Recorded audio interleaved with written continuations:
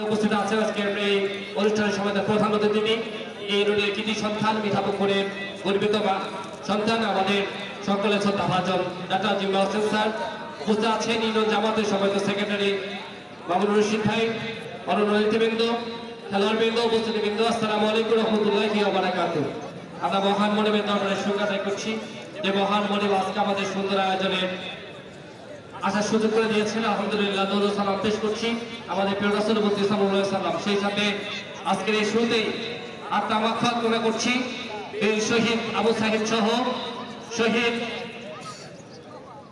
মুগ্ধ সহ যারা আমাদের জন্য জীবন দিয়েছেন, ছোট ছোট কিশোর যুবকরা, আমরা আত্মা মাগফিরাত কামনা করছি আল্লাহ যেন তাদেরকে শহীদ হিসেবে কবুল করে। আমি শুরুতেই ধন্যবাদ জানাই যারা সুন্দর আয়োজন করেছেন এবং গর্ববোধ জানাই আজকে সুন্দর আয়োজন করার জন্য।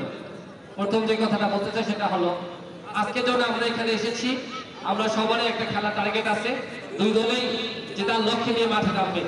এটা হচ্ছে আমাদের আজকে খেলার টার্গেট, আমরা জয় চাই। আমরা এখানে যারা বসে আছি, যারা আমাদের উপস্থিত হয়েছি, তাদের সবার দুই তিনটা কথা। এক নম্বর কথা হলো আমরা এখানে যারা খেলোয়াড় দর্শক সবার প্রথমত আমাদের মানুষ হতে হবে। আমার সবার উপরে আমাদের পরিচয় মানুষ। সমাজের ভিতরে একটা গালি প্রচলন আছে, মানুষ বলে নিজে বাবা তার সন্তানকে বলে যে আমি আমার ছেলেটাকে মানুষ বানাতে পারিনি। সমাজ একটা মানুষকে বলে তুমি তো অমানুষ। একজন মানুষের নাক মুখ চোখ কান যা থাকে ওটা অমানুষেরও টাকা থাকে, তো তাকে অমানুষ বলা হয় কেন? তাকে অমানুষ বলা হয় কারণ একজন মানুষ হিসেবে তার যে নৈতিকতা থাকা দরকার, একজন মানুষ হিসেবে তাদের নৈতিক মূল্যবোধ থাকা দরকার, একজন মানুষ হিসেবে তার যে মনুষ্যত্ব থাকা দরকার। একজন মানুষ যখন মনুষ্যত্ব হারিয়ে ফেলে, একজন মানুষ যখন তার নৈতিকতা হারিয়ে ফেলে, একজন মানুষ যখন তার নৈতিক মূল্যবোধ হারিয়ে ফেলে, তখন তাকে মানুষ বলা হয় না, তখন তাকে বলা মানুষ।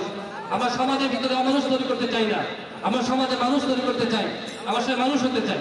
ধন্যবাদ। যে কথাটা বলতে চাই, আমরা যে ধর্মের এখানে হই না কেন, সবারই ধর্মের একটা বিশ্বাস আছে, সেটা হলো আমরা স্বর্গে জান্নাত যেতে চাই।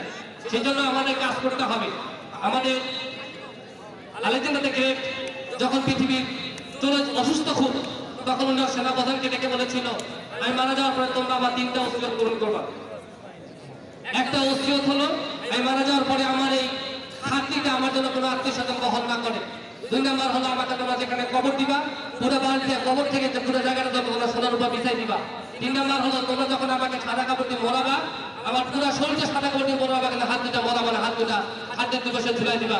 মানুষ দেখবে আলেকজান্ডার দ্য গ্রেট মানুষদের বেঁচে রাখার জন্য, সুস্থ রাখার জন্য যে ডাক্তার চিকিৎসকরা এতদিন চিকিৎসা করেছে, এতদিন তাকে সুস্থ রাখার চেষ্টা করেছে, যে ডাক্তার কবিরাজরাই তার খাটনি বহন করে প্রমাণ করছে পৃথিবীর কোনো ডাক্তার, পৃথিবীর কোনো কবিরাজ মানুষকে সুস্থ রাখতে পারে না, মানুষকে বাঁচিয়ে রাখতে পারে না।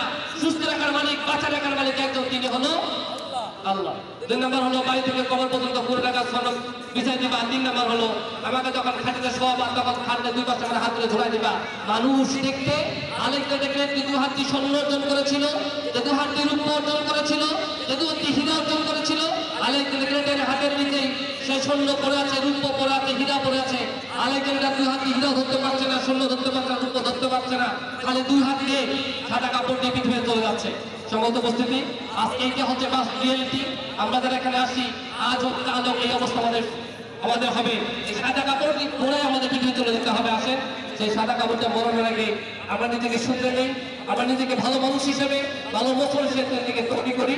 আজকে তার সুন্দর আয়োজন করেছেন এবং ধন্যবাদ জানাই। সেই সাথে অনুরোধ করবো তাদের কাছে আজকের এই অনুষ্ঠান খেলাটা যেন আজকে ইম না হয়, এটা যেন কন্টিনিউ চলতে থাকে। এই জন্য আমাদের যত সহযোগিতা দরকার, পাশে থাকা দরকার। আমরা ইনশাল্লাহ তো আপনাদের পাশে আছি, সাথে থাকবো ইনশাল্লাহ। সবাইকে ধন্যবাদ জানিয়ে কথা শেষ করছি।